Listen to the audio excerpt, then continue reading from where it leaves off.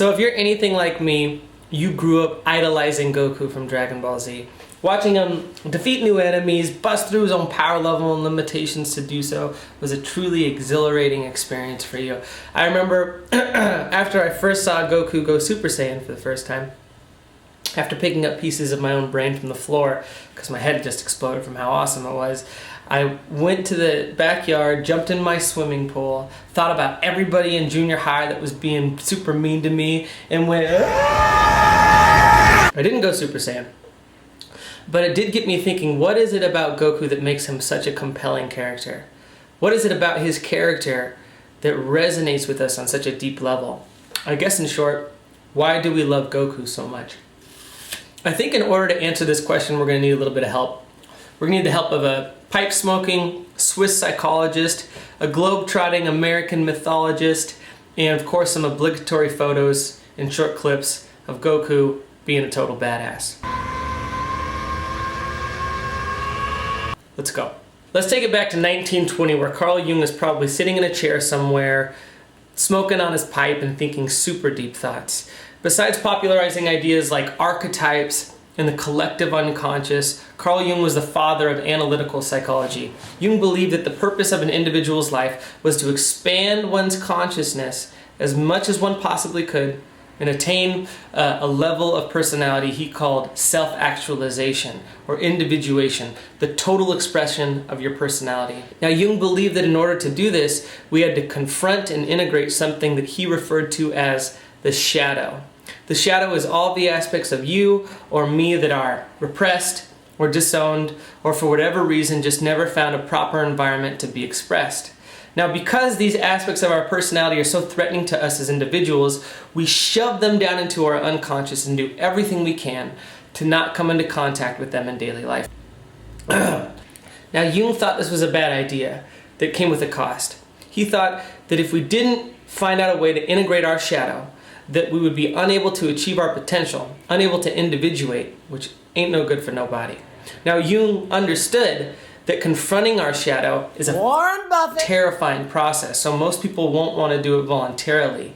Instead, we'll opt to just kind of maintain the status quo, keep things even keel, and not really try and go deep into our own psyche that much. Jung believed that some extreme event was often necessary to get somebody to really confront their repressed self. Your Goku.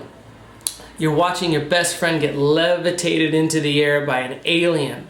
Your best friend explodes before your eyes into little bits.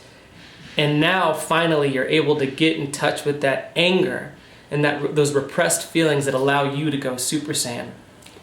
Jung believed that these traumatic events were essentially opportunities, doorways, access points for us to access what is ultimately inaccessible on a daily basis. And if we're able to access these things and integrate them properly, we become more powerful individuals. And Jung also noted that people that tended to endure the most amount of suffering in their life, meaningful suffering, tended to have the strongest character. Okay, this is really interesting, Tim, but you said that you were going to tell us why we love Goku so much, and I have a lot of cat videos I'd like to watch. So, are you going to get to the point anytime soon? So I hear you, Daddy-O, and we're almost there. Just let's talk a little bit about Joseph Campbell and see how he can put the icing on this tasty little cupcake. So Joseph Campbell was an American mythologist. He was an author who basically spent his time traveling around the world, investigating the stories and the myths of different cultures. Now, in his travels, he discovered something pretty important. He discovered that despite the fact that cultures were geographically, completely isolated from each other, that the stories that they would produce would have the same structure all across the globe. And he thought that was interesting. He ended up writing about this structure in a book that he wrote called A Hero with 1,000 Faces. Here's the basics of it. It's like 3 steps. We have a character. They're comfortable, but they want something. So they go out and they seek to get it. That's stage 1, which is called departure. They arrive at the moment where they can get what they want, but there's an obstacle, and they see that they're going to have to pay a price. So this is the initiation stage of every story. And then if they get through the initiation stage, they come back to the return stage, where they've changed because of their journey.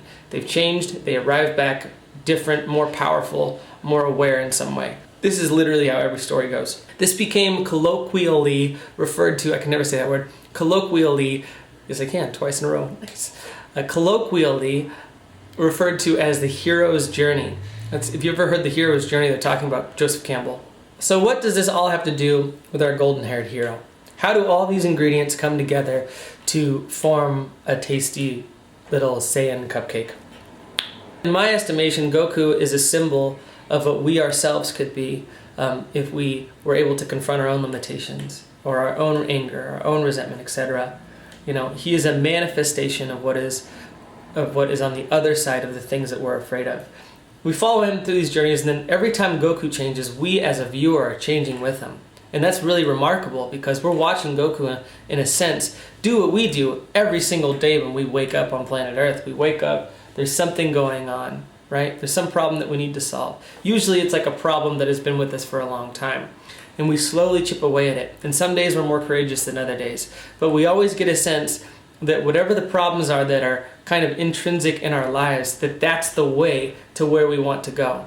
You know, if you lack discipline, then you have to gain discipline to get to that, you know, place that you want to be. Or if you don't know how to express your emotions, then there's like a hero's journey in taking an improv class. I don't know, I'm getting off the rails here, but you get the idea. And people need to be reminded of that. We love Goku because he reminds us of that. You know, we get to see somebody successfully doing it, not shirking away from those moments, but like moving into those moments heroically. And that's not a joke. Like, people can do that. People do that every single day. You know, their hair doesn't turn yellow, but their soul kind of changes a little bit, or at least it evolves a little bit. You evolve as you take on challenges and as you go through things, as you're initiated by life. And Goku is a reminder of that process for us.